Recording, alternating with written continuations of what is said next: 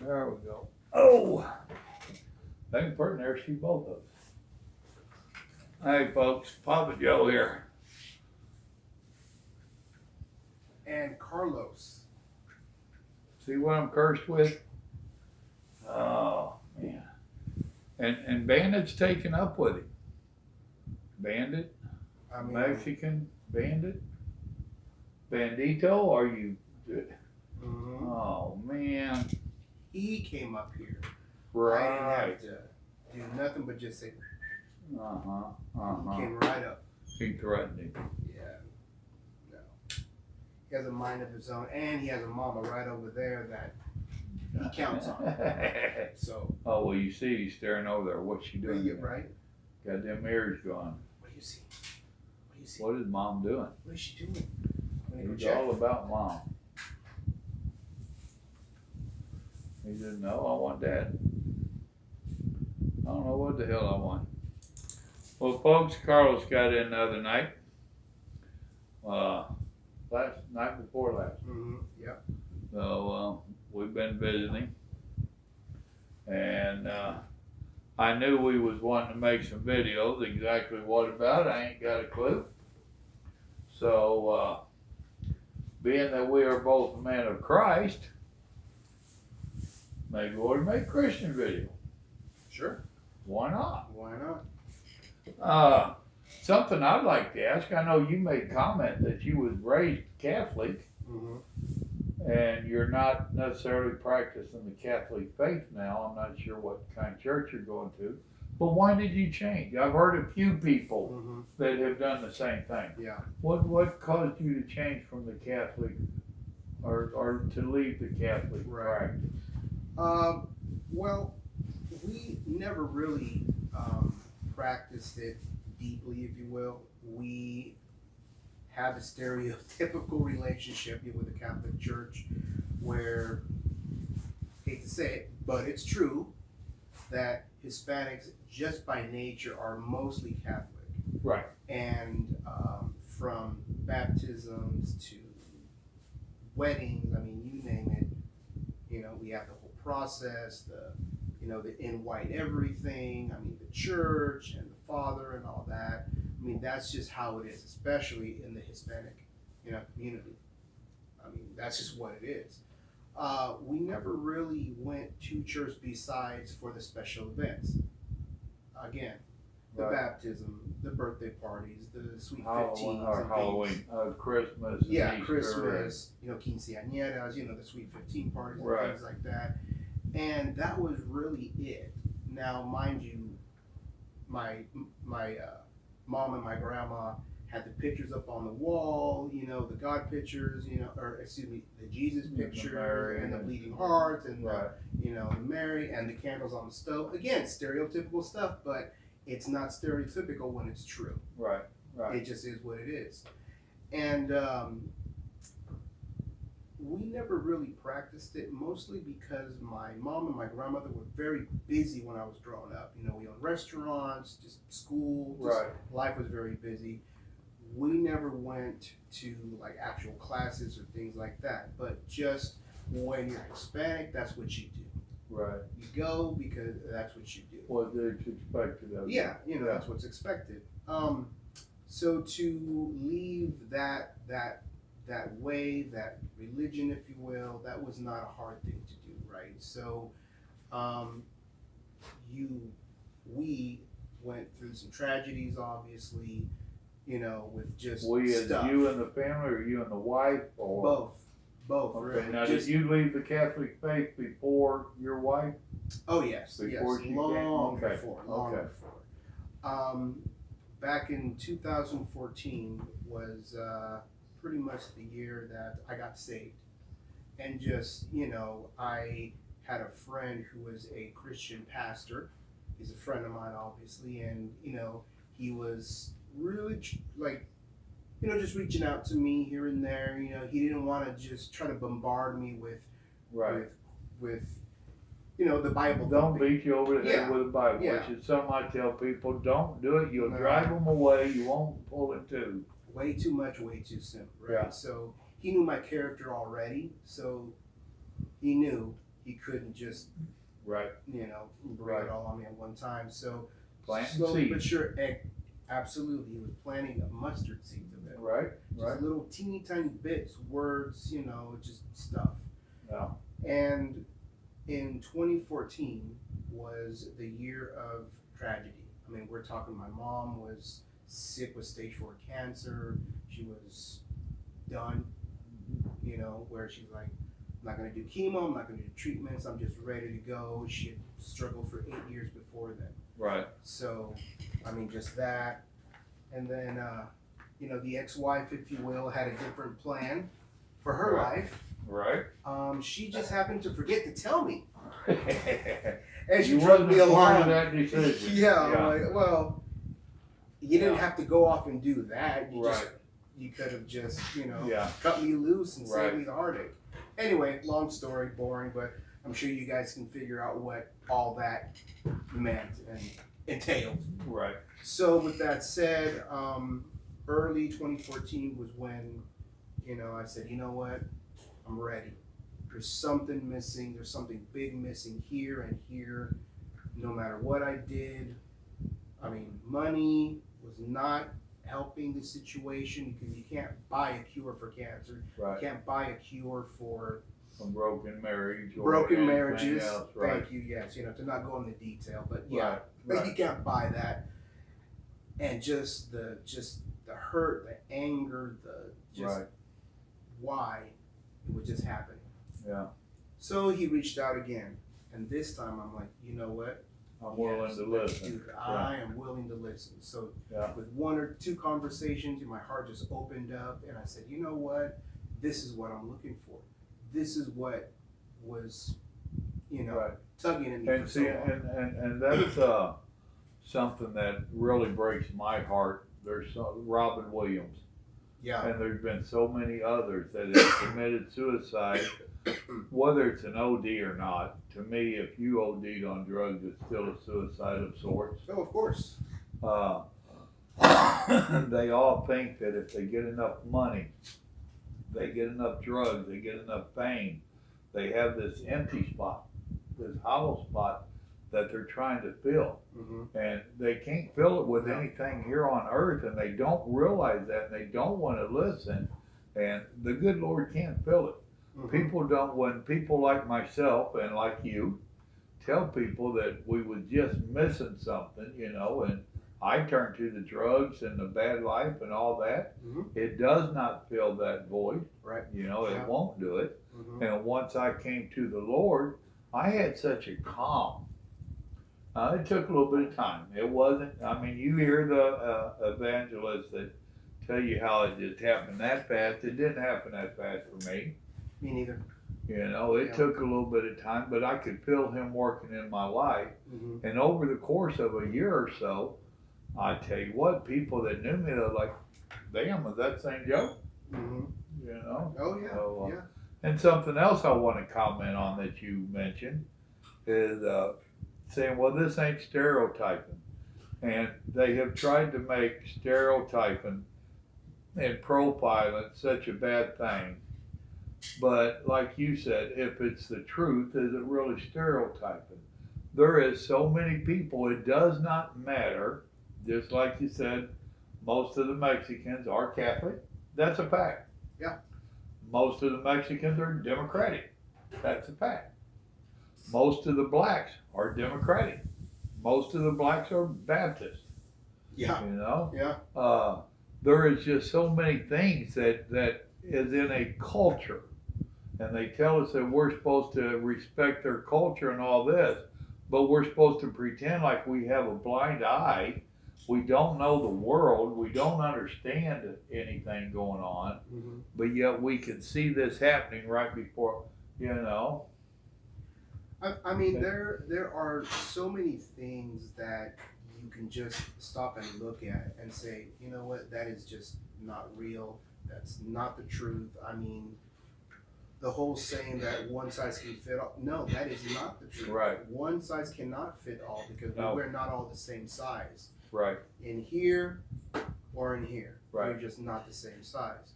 So, what was really crazy back then in 2014, early 2014, like January, February, was that I'd been struggling for years before, but pretty much 2013, the end of 2013 was when things were really stirring in me, which I had no idea. Right. Well, we kind of had an idea was mom was not really gonna last too much longer, but I mean, then, she was still walking, she was talking, she was driving. I mean, she was fine. It wasn't until June the 8th, that she passed in 2014. But close to whole year before then, the struggles and the pulling and the pushing inside me was already starting. Right. It was bugging me. Something was itching inside me and I didn't know how to scratch it. Right. So since then, the plan was really set in motion. God said, okay, let's have him go through the trials. Let's have him go through some things. He's got an idea of who I am, what I am, how I am, and who we are, and who they are to me. So let's let him do what he's gonna do. Right. He'll come because Right. he knows. So through 2013, 2014, when I said, what, my heart's open, let's do this. What was crazy was that being saved was really the only way that myself or anyone who was in my position could have survived 2014. Right. Mom's death, the divorce within 3 months of that time. I mean, my feelings were just a ball of fire. Yeah, you sadness. don't know whether to Oh, scream, yeah. cry, or beat the hell out of somebody. Yeah. And thank God for my salvation then, because that's the only way that I made it with half a screw still in my head. Right. Right. And that's what I tell people just- about my losing my boy. I was just so tore up. Didn't know whether to scream, cry, or beat the hell out of somebody. I mean, Yeah. you don't know how to act. I mean, you really don't, and unless you've gone through it. And the only thing that pulled me through it was the Lord. Yeah. I always had problems with people that kept telling me to lay it at the Lord's feet, lay it at the Lord's feet. Men don't do that. Yeah, no. We don't do that. We handle it. You bring me a problem, I'm gonna fix it. Mm-hmm. And literally, Grandma can tell you many times she'd call me on the road. I'm on the road, and she's got issues, and I'm making phone calls, and I get it handled. I get it taken care of. Mm-hmm. That's what men do. Yeah. Well, when it came to losing that boy, I didn't know what to do. I mean, I couldn't fix it. I couldn't handle it. Mm-hmm. And I learned real quick what they meant about laying at the Lord's feet. I mean, that was that whole process. I mean, gosh, my skin's still kind of like, it gets weird just thinking about that whole time, because now, I'm like, okay, well, that's just something that you have to deal with. I get it. But the problems and the issues and the waves of emotions were just hitting me so bad. Those were problems that I just could not swallow and just kind of internalize, Right. Right. Um, Don't let me bug you too much, but I know my little buddy wants his bed you back want your up bed? here. There you go, right here. There you go, Hop baby. in. Go. Let's go. Now Done he's deal. comfortable. Now he's good. He's cool now. Between Mama being in the kitchen and his bed being moved, He was out of sorts a little bit. we got to take care of the bandito. Yeah. So, to your point, the only way that I was even able to get to work, to have half a mind to do the work, because my children, my life, my mortgage payments, my bills didn't wait. Right. They didn't. Right. I mean, they count on me, obviously, being their dad and the father and everything. I mean, they're sad and everything, but you can't stop living because you lost someone very important to you, and or you lost your wife and your house, for that matter. Right. Life has to continue on, and since we're here, we're the ones that have to suffer with the pain. Right. Not be selfish, understand all that. And that's another part of it. Oh, yeah. I mean, the pain and the anguish and the suffering and all that, that's one thing. Dealing with it, that's another thing. But moving on and looking to see what else, Yeah. Only God can really pull you Bandit, through. stop. Bandit, Is stop. he showering? Is he showering? No, he's chewing his toenails. Uh-oh. His daddy used to do that. He'd get nervous and chew his toenails. Well, he's nervous because he's on camera. Right. Well, He's getting actually, a he little ain't, stage if you fright. Oh, look, he's not. you're not on camera. Oh, look at you. Oh.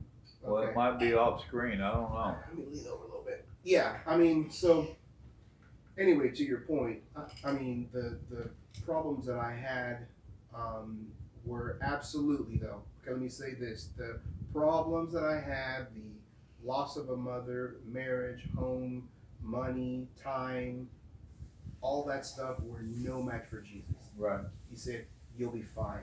Yeah. Trial by fire, you'll be fine. You read Grandma's sign up there. When we God lost, is greater than any problem I have. That is absolutely well, when 1000% true. when we lost Nathan, now Rose is not his birth mother, but she raised him since he was Yeah. 12 To her, that doesn't matter. Right. Well, with all of them, Yeah. and she went through her difficulties like I did. Sure. And I took her out to my mentor, Brother Marion, Mm-hmm. and I let them sit over there on a little outside swing, and they talked for a couple hours. Oh, yeah. The only time I'd interrupt is every half hour, so I'd light a cigarette and let her go get a couple puffs off cigarette. Yeah. Then I'd quietly go away. But he gave her that, Yeah. and she framed it up, put it on the wall. Oh, But yeah. it is so true. Oh, yeah. So, but okay, you wasn't a practicing Catholic, but you obviously had been raised Catholic, so you had a good idea of the Catholic stuff. Yeah. And, I mean, they said that, you know, I had been baptized, you know, I have a godfather and a godmother, you know, all the saints and certain scriptures and things like that. But were we really applying all that?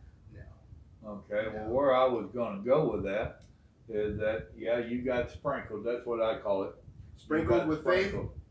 You know, no, with, when you went in there and they said you was baptized, you had a little bitty infant that didn't have no wrong in you. Yeah, yeah. Much less did you have any knowledge of what you was doing or why this was happening. I hadn't sinned yet. Exactly. and as a baby, they sprinkle some water on your head to make you mad. Because every time I've seen them do that stuff, babies start screaming. Mm-hmm. They got my back wet, by the way. Right. Wet back joke. But now that you came over, how did you come to understand the difference between what they did as a baptism and you actually needed to be dubbed? Well, I mean,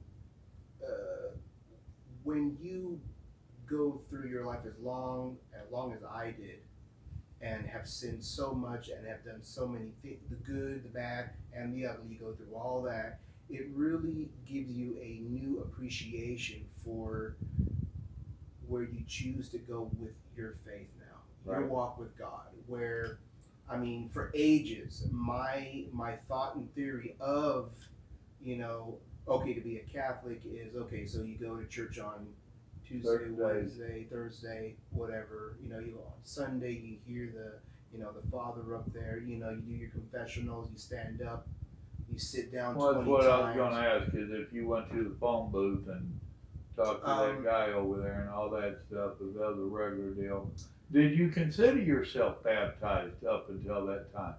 No. Even though they had told you you'd been baptized, when did you come to realize you hadn't been really baptized? I mean, probably when I was in my mid-teens or whatnot, where certain things were being said. Oh yeah, well, you know, the Catholics, you do this, you do that, and this. I had not a clue.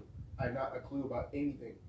And when I was sent to go confess, you know, in the little phone booth, was when, like, say, I stole something from the store. And so my mom said, you need to go to the church, you need to step in there, and you need to tell the Father what you did. But no, the whys and the how comes or nothing was even asked or presented to me. So I didn't even know better. So me just walking into the phone booth was that, just an empty doing it because I have to Right. moment action in my life, and I'm like, okay. And that didn't stop me or have me learn anything from the stealing, whatever it was from the store. None of that. And that wouldn't have really prepared me for anything else happening here in the future. And that's why I said that when you're saved so late in life, like myself, and you've done all these horrible things and good things and all this other stuff, it's like, okay, there's something burning inside me. My life has hit me and punched me for so long. There's something missing, man. I mean, there's something going on. I don't know what it is, but when you go, like, you really have to be ready on your own time, I feel. Yes, like, sir. you can't be pushed. You can't be, Yes, sir. you can't, with the Bible thumping on the head. I mean, that would annoy me sometimes. Right. Where they would, here's a scripture, or, we have the Jehovah's, they come to the door, and it was like a watchtower. I'm like, it's a pamphlet, Yeah. You're just not ready. You're not really going to be ready. You can't force it, because that is a matter of the heart. Right. Has to be ready. Has to be right. It has to be just missing. And God wants the broken. He doesn't want the happy and everything's good, because you don't have appreciation. You don't have the gratitude for it. Yeah. Church is for the broken. They said the position is not for the well, it's for the sick. Right. Which is one of my pet peeves with some of these churches that I've never personally experienced one of the churches that turn people away. I have experienced going into it where they look down at me. Because, I go in, being me. If you see the picture that Renee put online where we visited our old church. Oh, yeah. I was wearing, decent clothes in my opinion, but I don't dress up. Yeah. And people look down at you. Well, it's supposed to be. It's Come as supposed you to be are. for everybody. Yes. Well, and God isn't asking us to come get dressed up. That's where I've said it in my Easter message. Mm-hmm. If all you're going to church for is to dress up to impress others, you're going for the wrong reason. And once again, it's also where I keep telling people it's your walk with God. Mm-hmm. He knows when to come into your life. He knows what's going on. When we talk about spreading seeds, Mm-hmm. somebody, your friend, planted some seeds. Yeah. And you leave it alone. That's what I try to do on here. I plant some seeds. I leave it alone.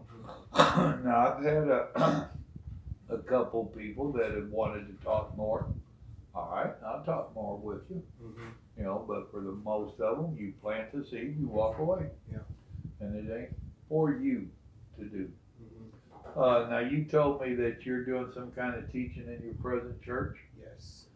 Now what kind of church are you going to, if you don't mind saying? A Christian church, obviously.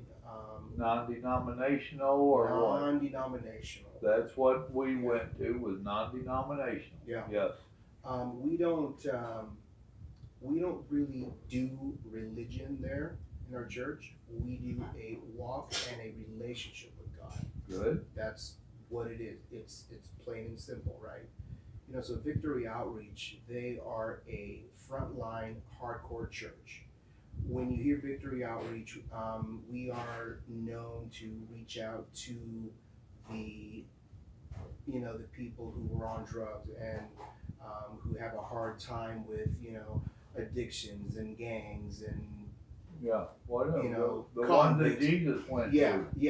to. I mean, we're not known to be like the nicey light church, the dancing and stuff. No, we are a hardline, frontline church. We go after. Yeah. We go after the broken who can't really. And when he says they go after, he don't mean they go out there and chase them down and beat No, them up. no. He's saying those are the ones that they're trying to reach. Yes. They offer a helping hand and they offer the word of God to these people. Mm-hmm. So don't misunderstand what he's saying. Yeah. He's not like that Baptist church that goes to our veterans' funerals and make an ass of themselves. No, I can't think of their name, but yeah. I mean, we have the same philosophy, if you will, that we like to plant seeds. I mean, yes, we will head to a very horrible Dark neighborhood, area. if you Yeah. will, and we'll go and we'll try to, we'll knock on doors. How are you? Is there any prayer needs that that you would Yeah. like to, for us to pray with you about and things like that? But never is it we know you're doing X, Y, and Z. Right. Can't deny it. We know. Come with us. Absolutely Yeah. not. You're going to hell. Yeah. Oh, that's Yeah. another thing.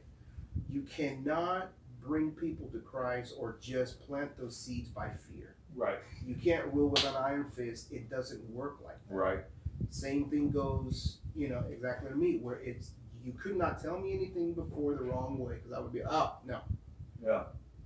He's a Bible thumper, knocking on my door Right. all of a sudden. Right. Now he wants me to go where? Right. That would Well, shut me and off. seeing if you told me that I was going to hell, I'd say, okay, what's your point? I thought I was already here. Yeah. So. Yeah. I mean, so the church that I go to, we just try to be the best Christians we can. Obviously, my walk, to be completely honest with you, the walk that I have, yes, needs work. We all need work. We all need work. We're not Yeah. perfect. My Right. walk is jagged, and I mean, Yep. do I swear? Yes. Do I have ill thoughts? Yes. Do I want to choke people out when they make me angry? Of course. Of course. But do I know the difference between right and wrong? Is there a gray area? Absolutely. I get it. Do I have my opinions about those who murder people and they, baby killers and all that? Of course. Would I want to be locked in a room with one? Absolutely. I'll take care of it. Jesus, please look the other way for 2 minutes. That's all I need, But right. I mean, I am trying to be funny, but the gist of it is that I am confident that I'm good because I have a relationship with Christ. Yeah. That's not forced. That's genuine, and He'll help me out. Don't mind my dog No, walking it's all over. fine. He wouldn't come near me until now, which is awesome. So that's cool. And that's why when everything that happened to me, I was broke. I was rich before. I had cars. I had no cars. I was hungry at one point, and now You done did the whole spectrum. I've been through it all. And when I was saved at that point in my life, it really made me grateful, because I knew, like, whoa. Yeah. You mean it's okay to be normal? It's okay to be broken. It's okay to have my ups and downs. Right. It's all okay. Right. And Right. here I am. Well, cool. And I'm happy for you. Thank you. Seriously. Yeah. So, and I presume from our conversations and whatnot, we talk quite often. You've done figured out that as the head of the house, or head of the family, not the house, the wife is actually the head of the house, which is not stereotyping women. It's what the Bible says. Mm-hmm. Woman heads up the house and raises the children, and it's your job to lead the children on their walk with God. Yeah. I assume you partake in that, and you are leading your children. Mm-hmm. Mm-hmm. How's that working? My kids, our kids, see? Right. Our kids, because of the mixed family, obviously, We've been there. We did it.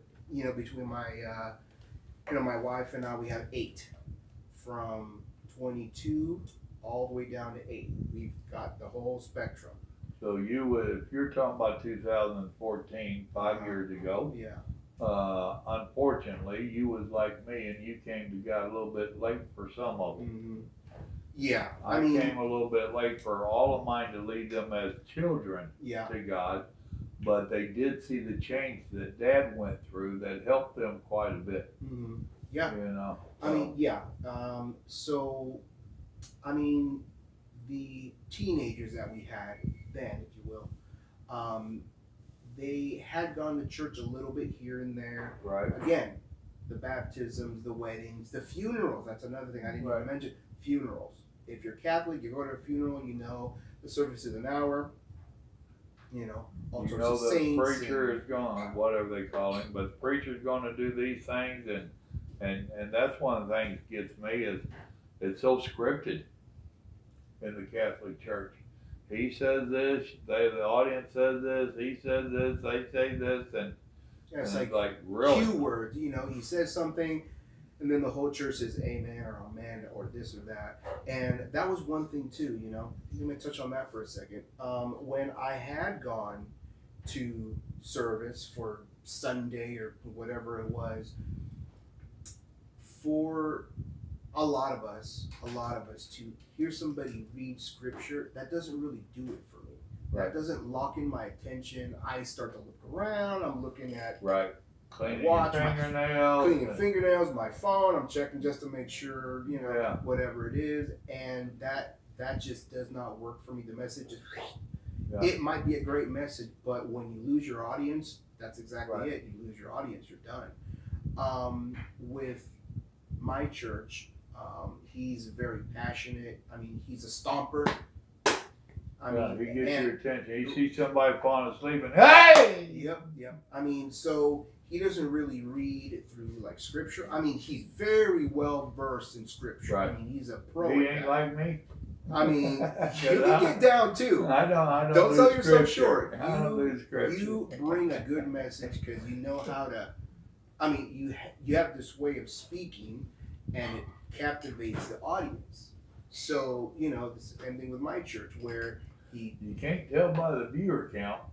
Well, I mean, that's another video. Yeah, that's for another video. So for the 3 people that are going to watch this video, no, I'm kidding. Exactly. I'm kidding. I mean, he's yelling. I mean, because he's so passionate. Right. He is the shepherd, and he's like, guys, I need you guys to be ready because the end is coming. Yeah. I need you guys to be ready. And it's on me to make sure you are. Right. It's on me to make sure you guys fully understand this is a life and test situation. Yep. This is just a speck on the map. Right. What's really coming, that's what you need to prepare for. Right. Never even thought of it that way. And the only way that you can prepare for it, for those of you that want to know, is to have your life right with God. Mm-hmm. Period. Yeah. We have all these preppers that are always prepping for the end times and all this stuff. You can't do it. And somewhere in the Bible, I don't remember where, we are told to not pay any attention to it because we don't know the time. Yeah. Don't worry about it. Mm-hmm. Only the Father knows when and where, or when and all that. Yeah. Oh yeah. So the only way that you can be prepared for it is to go ahead and get your life right, get your walk right, and be in tune. And there's and when we say that, we're not talking about being perfect. Like he said, ain't none of us perfect. Brother Marion that you heard me talking about, 84 years old, I think, when he passed, maybe 86, well into his 80s. He had came to the Lord when he was like 7 or 8 years old. Wow. And put himself through preacher school and all that stuff. I mean, always living for God. Mm-hmm. One of the most holy men I ever met in my life. He literally lived what he preached. And he would tell you, I've had my sins. I'm not perfect. I'm a sinner every day. Yeah. So, you can't go thinking that to get right for the coming of the Lord is you have to be perfect. It ain't being perfect. You have to have the Lord right here. Mm-hmm. You got to have him in his heart. In your heart, you have to accept him to be part of your life and to do the best you can. I mean, that's really all he wants is he wants a genuine heart. He does. He wants a companionship with us, which is a lot of people still don't understand. The only reason man was created was because the angels could not walk and talk with God. Angels were created for specific jobs, period. Yeah. So he wanted someone that he could converse with and have a relationship with, so he created us. And the Bible plainly tells us that in the beginning times of the evening, he would walk with Adam and Eve and talk with them every day, And then when they ate of the tree of knowledge, that's when everything started going south. Mm-hmm. You know, but still, he wants us as an individual, and that's why I tell people when you're praying, it ain't a certain position or none of that stuff. It's just talking to him, Simple conversation. just like we're having. I've drove down the road many a time and just talked to him. Mm-hmm. You know, well, Lord, thank you for whatever. You know, and you know, thank you for being you. Yeah. Since he is omnipresent, you know, which means he's everywhere all the time, he hears you. I mean, he absolutely knows what's going on, no matter what it is in your life. He knows. He knew you since before you were even born. Yep, I knew you before you was in the womb. Absolutely. And I mean, just praying is just a simple conversation. Yep. Nothing to it, and there's nothing you can say that will have him stop loving you. Right. There's no sin too great. There's no craziness that he can't intervene with. There's nothing that he can't do. And for those that think that God's just one of these standing up here watching for you to sin and going to crush you and punish you and do this, that, and the other because you sin, no. Mm-mm. No. I'm a firm believer that he's up there, and every so often he looks down and, Papa Joe, what in the world are you doing? What are you thinking? You know, Sure same thing that I have done with my kids that you've done with your kids, and it's like, what are you doing? Yeah. I told you about that, you know. Here we go again. Yeah. But that's okay because he will forgive you each and every time. You just have to say it. You got to think it. You got to pray on it, and you just have to have a genuine heart about it. Which is something else is that we people like to think that once we come to the Lord and we say the sinner's prayer and we are forgiven, and we are, that we're done with it. We're good to go. Yeah. Well, no, it don't work that way. No, Yes, you are forgiven up to that point. But guess what? From that point till tomorrow morning, you're going to sin. Mm-hmm. So you need to ask quite often, Lord, forgive me. I know I'm a dumbass. Please forgive. And people say, oh, you said dumbass. Yeah? What's your point? I was, you know? So here's a funny story, but again, 100% true, is the same day that I got saved, obviously, you know, was actually during church in service, you know, because the pastor, and he has this, I mean, the sense this guy had, it's just tremendous. He knew. Now, is this pastor a friend of yours? Is Yes. he the pastor at this church you're going pastor. to now? Absolutely, yes. Right. Cool. So Pastor Cool. David. He knew of all the problems that are going on, and he knew about my mom. You know, he helped me he actually saved my mom before passing too. That's Cool. another thing. Oh, that's great. My mom was Catholic but not practicing because, again, it's just what she did because that's What was expected. Yeah, what was expected. And when she had her eyes closed, because she didn't really have her eyes closed after that too much longer, you know, because you start your transition. Yeah. She would still talk with her eyes closed, and I said, Mom, do you mind if I bring the pastor over and, you know, to pray with you? She, okay. Okay, so he walked in, and he could tell that the situation was grave. You know, he knew it was like, okay, your mom's not gonna Make it so much he goes, longer. Yeah. would you like me to see if she's ready to come to Christ? And I said, yes, by all Please. means, that'd be Yeah. awesome. I mean, that's the biggest gift I could ever give my mom. Right. Right. Bring someone to bring her to the Lord. And he did it. And she said, yes, I'm ready. Cool. Blew me away. Right. Because my mom was always like steadfast. Steadfast, This is what Catholic, you do, yes. Catholic. We're Mexican, son. Remember, Yeah. you do this, and you know. And she was like totally open-hearted. That was God's work, right there. Oh yeah. And my pastor, he was the vehicle. He was the hands, eyes, and feet. Right. You know, the physical touch. Right. You know, he had a little oil right here in her forehead just to make sure Right. it was right. And Right. she was ready. Right. She He knew. couldn't baptize her at that point. No. he did the next best thing. Yeah, it was totally awesome. I mean, I'm like, you know what? This helped me big time as well. Yeah. I mean, to see that, I'm like, she'll be protected. Cool. Right, right. We're all good now. Right. Sadness would come, of course. Of course, Yeah. we're only human. Right. But that was huge for me. Yeah. So. And for those of you, which is a big argument in the Christian churches, on if you go to heaven if you ain't been baptized, yes, you can. Yeah. If you're capable, yes, you need to be baptized because we're told to. But as we're talking about his mother being on death's bed and not able to be baptized, I'm sorry. I think good Lord still took her, just like the what was it, the robber on the cross next to Jesus. One's making fun of Jesus, and the other one is like, dude, he didn't do nothing wrong. We deserve to be here. You know, and he asked Jesus, you know, please, what was it he told me on? And Jesus told him, on this day, you will see me in paradise. You know, so, and that man had not been baptized, to our knowledge. The Bible doesn't talk about it. And Jesus told him, yep, you'll be with me. We'll be together. Yeah. So, yeah. Now that you have a vehicle, what would you like to tell the people about God, about Jesus, about anything on this whole situation? What message would you like to put out?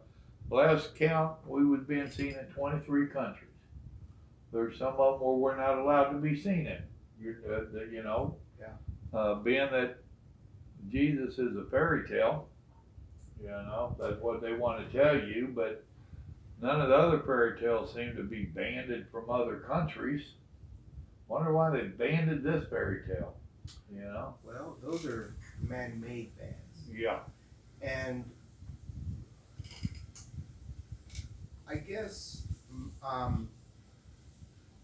just try not to discount true miracles. Don't discount faith. Don't underestimate Jesus and God's power. For those of us who lived a terrible lifestyle, egotistical lifestyle, I mean, you know, if you got a great job, awesome. God allows you to have that great job. He provides you the skills and the know-how, if you know, to have that job. Just, I mean, keep in mind, when you're ready, you're gonna be ready, and it's gonna hit you like a ton of bricks, just like it did me. You can be saved when you're on a high point in your life, and you can be saved when you're on a low point in your life. It really all depends on when your heart will be ready. But what I will say is, Jesus, God is real, and He works miracles. He will bring people into your life, and He will remove those from your life as well. I mean, He knows us all, and He's very real. And take it from someone who was very pessimistic, very just, the world is this, and this is what I know, and this is what it is because I've lived it. In the end, when I was going through my own thing, I knew nothing. I couldn't fix anything with all my worldly power, money, know-how. You know, couldn't bring mama back. I couldn't bring my marriage back. I couldn't bring my house back. Well, you know, well, here's the thing: you can have what you lost back, but in another way. And when you're with God, and when you have your walk, everything is so much sweeter. Well, I mean, the Bible tells us that if the evil one takes it, then God's going to replace it tenfold or sevenfold. I forget which. Yeah. You know, so and you're living proof of it. You know, you went through your good times and your bad times, and now you're doing quite well. You know, you're not struggling. So we all struggle. Yeah. But you know, you're not struggling like you once did. Yeah. So where you lost it all, sounds to me like you're getting it back. Yeah. I mean, we do well in here, and that's all that really matters. Right. Money, houses, right, whatever, it doesn't even matter. Because you can be having a ginormous house, but be miserable in it. Right. You can have a little box, and you can be in the box, and if you're happy, right, it's a way better feeling. Well, Trust and that's where I've been telling Mom and Grandma's gone through changes. me. Mm-hmm. Because we're not happy with what we're doing. So, you know, so Absolutely. you change it up to according to you. Yeah. Just So, have faith and know that the walk with God is very real. Very. and I hope they can hear us real good on here because I've got it pretty far back. Yeah. We'll take a listen to it in a few minutes and Sure. see how we did. Okay. Bandit might be the only one came across. See what I mean? He knows where Mama is, and Oh. he's staring in there. Well, I know it. What is Mama doing? Well, see, he's waiting to hear her. If she goes to open up any of his canned food, whether it's in a Ziploc bag or whatever, he knows when Mama's fixing his food, and he'll sit there and listen. And once she calls his name, gone, boy. If she even has to wait that long. Yeah. So, well, folks, that's gonna be a wrap on this. Appreciate you, brother. I hope you Appreciate all learned something, picked something up from this. And what the heck, you got any questions, put them in the comments. We'll both be watching, and we'll address any comments that you might have. Absolutely. You got anything to tell them besides bye? I would just thank you guys. Really. It's a All right, pleasure. folks. Y'all remember, God loves you. So do we. Y'all have a blessed day now. Now, do the old waddle over here.